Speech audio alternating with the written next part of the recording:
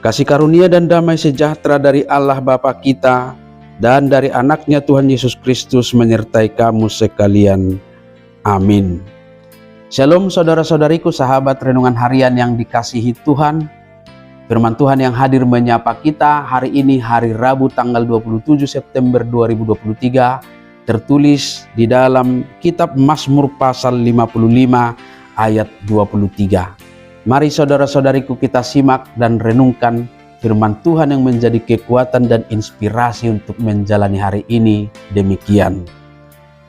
Serahkanlah khawatirmu kepada Tuhan, maka Ia akan memelihara engkau. Tidak untuk selama-lamanya dibiarkannya orang benar itu goyah. Saitu Jehovah mapasahat parsoryomi, jadi ibana ma panguluhon ho, dang tagamon loasonna partigorihu masusa rodi saliling-lilingna. Demikian firman Tuhan.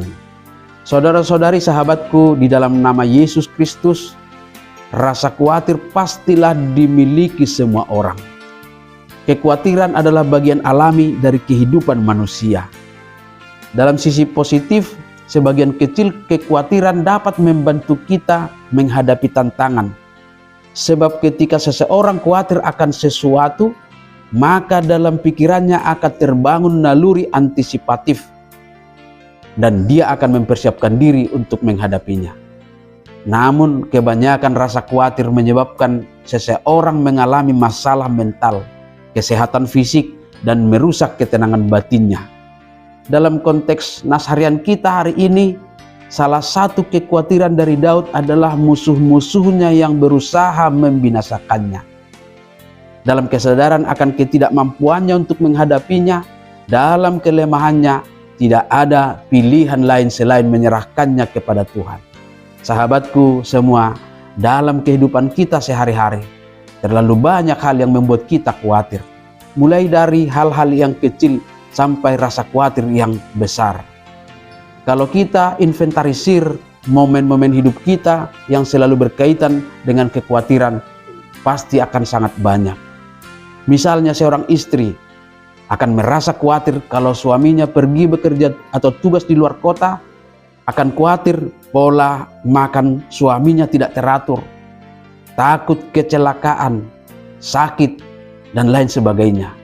Sebaliknya, si suami juga khawatir istrinya sakit karena terlalu lelah mengurus anak-anaknya. Seorang ibu khawatir akan masa depan anak-anaknya, akan jodoh anak-anaknya. Seorang pekerja khawatir pekerjaannya tidak beres. Pedagang khawatir dagangannya tidak terjual.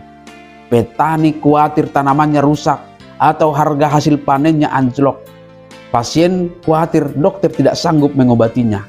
Seorang pemuda khawatir lamaran kerjanya ditolak, dan kekhawatiran-kekhawatiran lainnya. Rasanya tidak ada satu sisi pun dalam hidup kita ini yang tidak bersinggungan dengan kekhawatiran. Dan sepertinya kekhawatiran itu adalah hal yang wajar.